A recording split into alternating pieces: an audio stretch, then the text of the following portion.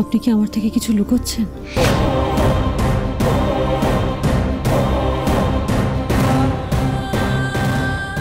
কি করে আমার না বলা, না বলতে চাওয়া সমস্ত কথাগুলো আপনি টের পেয়ে যান করি যে আমি প্রাণপণ আড়াল করছি, তা না চাইতেও কেন আপনার চোখে ধরা পড়ে যাচ্ছি? ঋদ্ধিমান বাবু, আমি কিন্তু আপনাকে সন্দেহ করছি না। আপনি প্লিজ আমাকে ভুল বুঝবেন না। আমি জানি এখন আমাদের সম্পর্কটা যে জায়গায় পৌঁছেছে তাতে আমরা সব সময় একে অপরের সাথে স্বচ্ছতা বজায় রেখেছি। আর একটা সম্পর্ক থেকে, আপনার থেকে আমি এই স্বচ্ছতাটাই আশা করেছিলাম, আর সেই আশা আমার পূর্ণ হয়েছে। যবে থেকে আমরা একে অপরের মনে জায়গা করে নিয়েছি, তবে থেকে প্রতিটা মুহূর্তে আপনি সব সময় আমার প্রতি সৎ থেকেছেন। বরং আমি সেই স্বচ্ছতাটা সবসময় বজায় রাখতে পারিনি।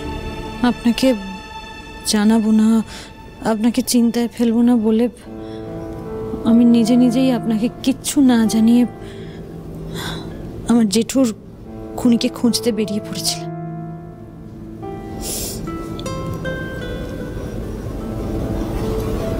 কিন্তু এখন তো আমি জানি আপনি সব সময় আমার পাশে আছেন।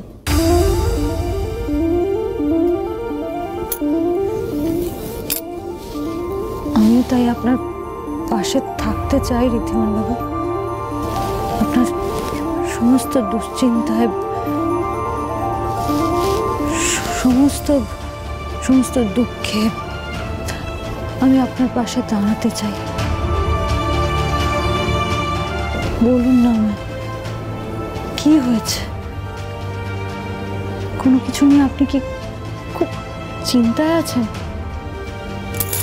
আমি বেশ কিছুদিন ধরে লক্ষ্য করছি আপনি হঠাৎ করে খুব অস্থির হয়ে পড়ছেন। এই যে আপনি এত অসুস্থ হয়ে যাচ্ছেন, এই যে আপনার এটা তো বেড়েছে, আমার মনে হয় এটা ওই কারণে।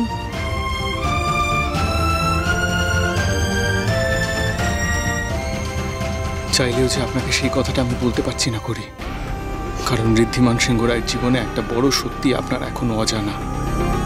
5 বছর আগে আমার হাতে যে অ্যাক্সিডেন্টটা হয়, তার অনুতাপ আজও তাড়া করে বেড়াচ্ছে আমায়।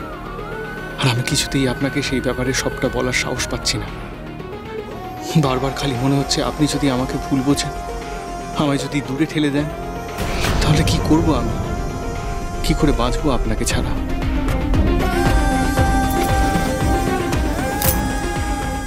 কি হয়েছে ঋদ্ধিমান? আমাকে বলুন না কি হয়েছে, আমি জানতে চাই।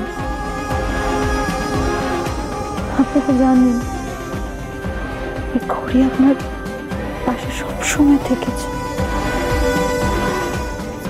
আমি নিজের থেকেও আপনাকে বেশি ভালোবাসি, বেশি বিশ্বাস করি, নিজের থেকেও বেশি ভরসা করি। তারপরেও আপনার আমার সামনে কিসের দ্বিধা?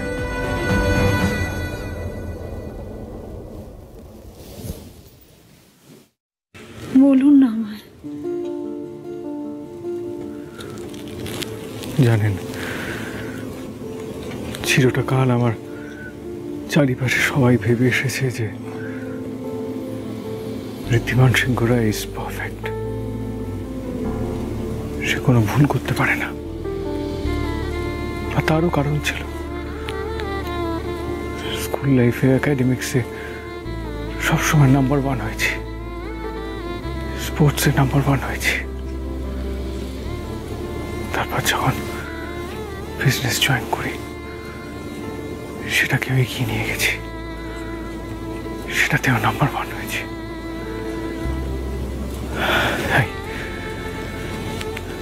কেউ কোনোদিন বিশ্বাসই করে না যে আমি কোনোদিন কোনো ভুল করতে পারি।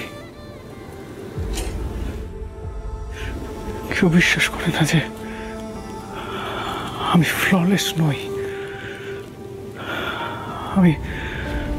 আমি ভুল করতে পারি। না চাইলেও ভুল করতে পারি। আজ সেদিন তারা জানতে পারবে যে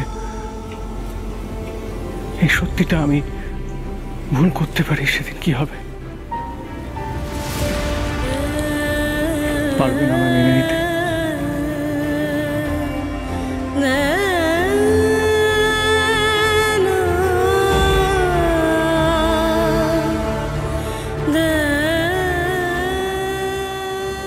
ভুল তো মানুষ মাত্রই করে ঋদ্ধিমান বাবু।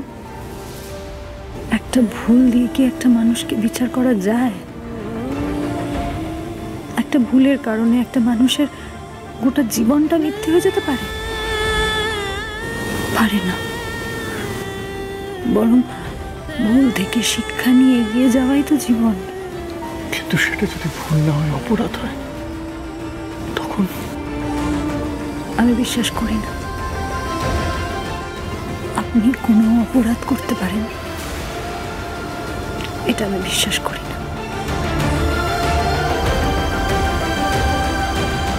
যে সারা জীবন আমার পাশে দাঁড়িয়ে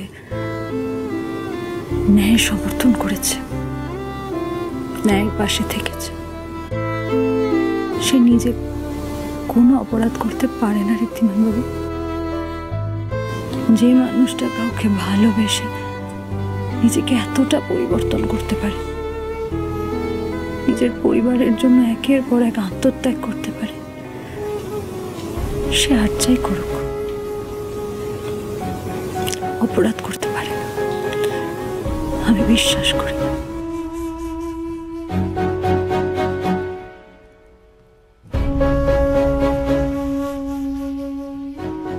আমাদের দুজনের মনের মিলই আমাদের সম্পর্কের ভিত এত মজবুত করেছে,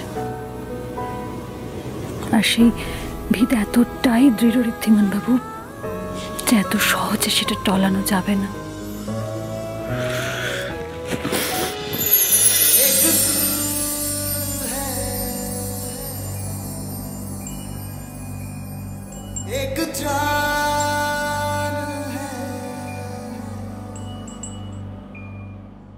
এভাবেই আমার সারা জীবন বর্ষ করবেন তো করি।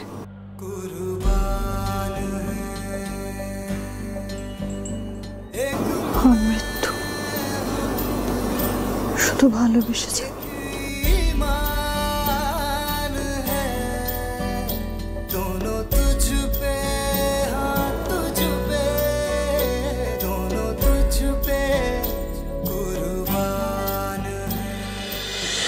দেখ ভাই, আর যাই হোক, আমি একটা জিনিস কিন্তু রিয়েলাইজ করেছি এতগুলো বছর বাদে, যে আমি রাহুলকে ঋদ্ধির জায়গায় বসাবার জন্য বছরের পর বছর কত ভুলভাল কাজ করেছি।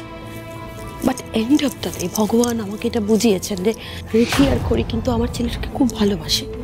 ইনফ্যাক্ট ওরা ওর ওয়েল উইশার, ওর ভালো চায়। ওদের জন্যই তো আজ আমার রাহুল নিজেকে বদলাতে পেরেছে। ওরা বারবার সেই সুযোগটা রাহুলকে দিয়েছে। ঋদ্ধির হাতে অ্যাক্সিডেন্টটা হয়েছে, এই খবরটা যদি সবার সামনে আসে না, আমাদের এই সিংহরায় পরিবার, আমাদের ব্যবসা সবটা ধ্বংস হয়ে যাবে। বাড়ির লোকগুলোর মুখ থেকে হাসি মিলিয়ে যাবে। না রে ভাই, সেটা আমরা কিছুতেই হতে দিতে পারি না। ইটস নট পসিবল আমাদের। ভাই, একটা জিনিস মাথায় এসেছে, একটা কাজ করতে পারি, করলে কিন্তু সবটা সলভ হয়ে যাবে। চুপ করে আছিস কেন? বল তাড়াতাড়ি।